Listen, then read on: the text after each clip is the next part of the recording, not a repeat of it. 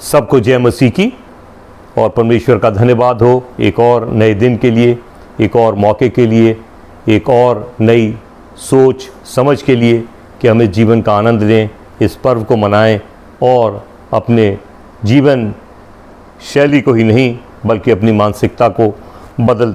और हम देखेंगे कि संसार कितना सुंदर है और अभी कितनी कसक रह गई है कि हम इसको और सुंदर बना सकते हैं। एक जो हमारे संसार के अंदर जो सबसे बड़ी एक समस्या है वो है महिलाओं और पुरुषों के बीच का अंतर।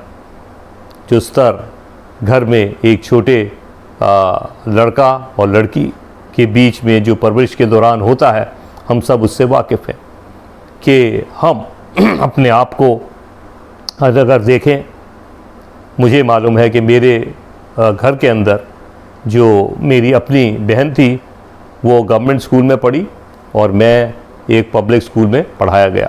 ऐसा नहीं है कि वो कम पढ़ी रह गई, वो तो शायद मेरे से ज़्यादा पढ़ी लिखी निकली, लेकिन ये रहा कि थोड़ी सी अंतर तो था। हमारे प्रभु यीशु का आखिर इसके प्रति क्या नज़रिया है, इससे पहले हम अपनी जो दर्जा है, जो हमने इस समाज के अंदर देख रहे हैं, उसको हम पौलुस की पत्री के करंथियों के नाम जो उसने लिखी उसमें देख लें। वहाँ पर लिखा है कि महिलाएं कलीसिया में ना बोलें।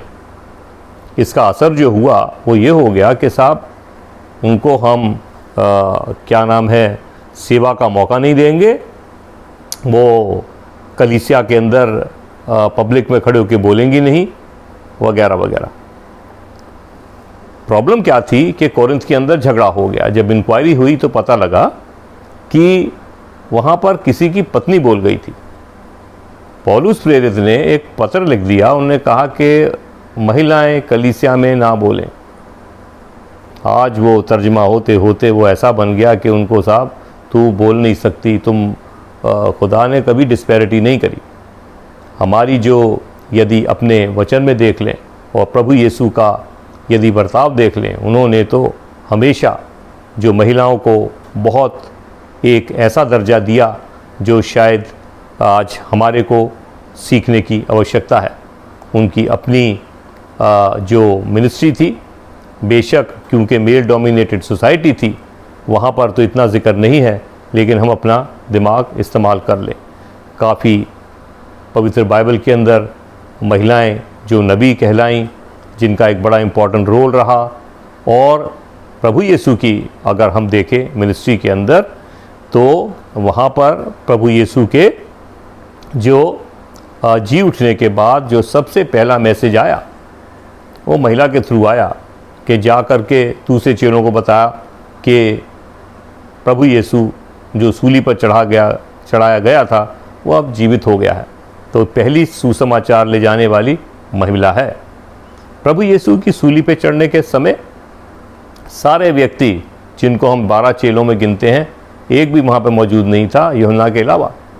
और वहाँ पर 3 महिलाएं थीं जिनको मरियम कहते हैं हम, और उनकी मौसी माता मरियम और दूसरी मरियम मगदलिनी।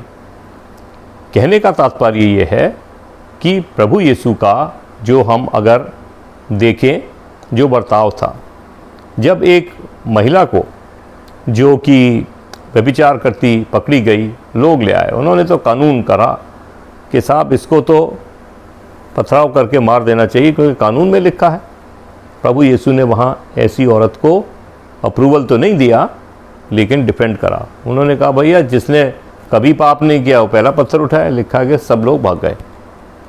एक औरत जिसने एक बड़ा कीमती जो क्या कहेंगे एक सेंट था, परफ्यूम था, नार्ड, वो प्रभु यीशु के पैरों पर गिरा करके पैरों से पहुँचा तो लोगों ने खुसर फुसर शुरू कर दी जो आदत है। तो वहाँ पर उन्होंने फिर डिफेंड करा। उन्होंने कहा इसने जो चेले ने कहा कि साहब यहूदा इस्करियोती ने तो 300 रुपये 300 दिनार थे, गरीबों को खाना खिला देते। और प्रभु यीशु ने वहाँ भी डिफेंड करा, वहाँ भी उसका पक्ष लिया। उन्होंने कहा कि साहब गरीब तो हमेशा रहेंगे, लेकिन मानव पुत्र नहीं रहेगा। तो कहने का तात्पर्य यह है कि प्रभु यीशु जो थे वो हमेशा महिलाओं के लिए खड़े हुए हैं, और आज जब हम इस प्रकार की ऊंच नीच या डिस्पैरिटी कर रहे हैं तो हमको अपनी मसीहत को प्रश्न करना चाहिए कि क्या हम वही कर रहे हैं जो हमारा मसीह करता था, या हमारे नज़रिए बदल गए हैं। और जब हम ऐसा करेंगे तो मुझे लगता है कि हमारी मसीहत पूरी होगी, उस लेवल तक आएगी जैसी होनी चाहिए। आमीन। Praise the Lord. Friends, today is a new gift from God, the time that is made available to us to pool in ideas to make the world a better place. And first of all, how it can begin is to change our perception, change our understanding on the gender equality that most of us have so far lived with. Well, in our own society, or a world at large, we know that it is very common.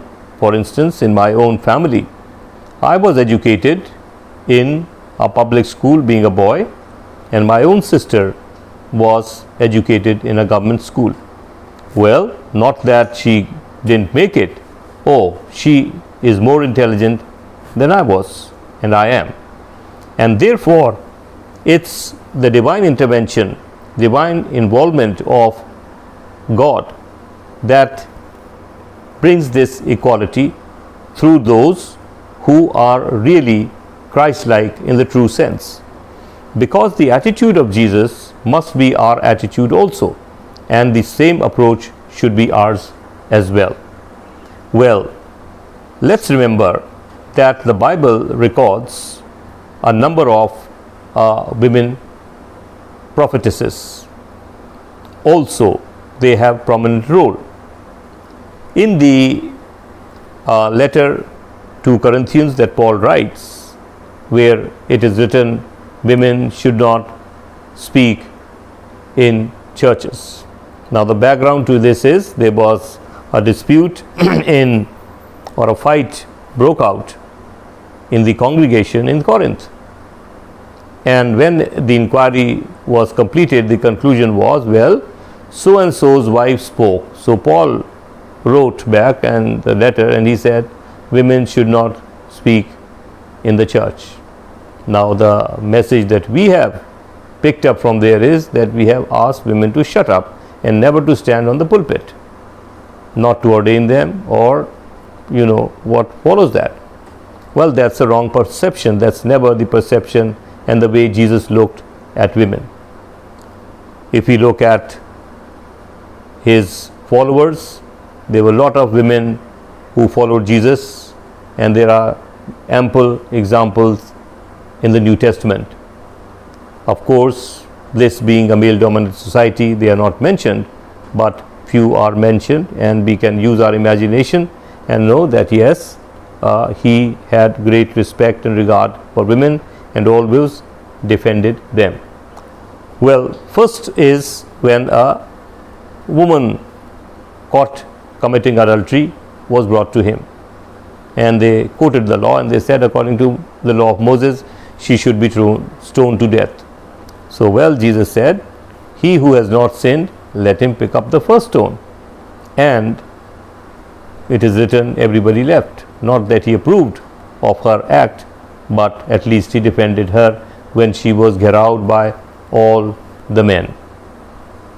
Second, another example for us is when Jesus was at one house attending a dinner party. One of the women came and poured a very expensive perfume, nard, and she began to wipe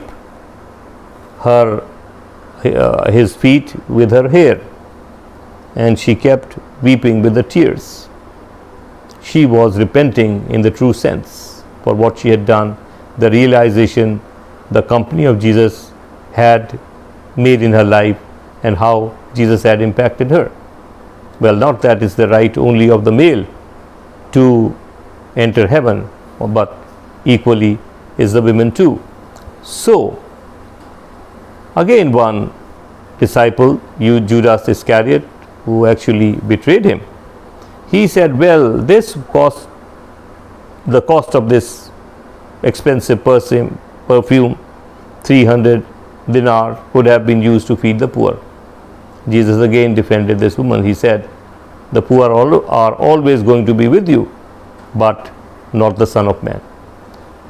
At the time of crucifixion, all male disciples were missing, except for 3 women and John.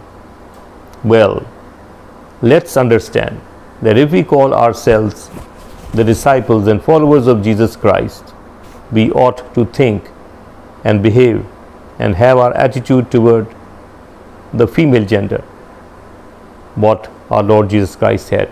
It should be the same. Amen.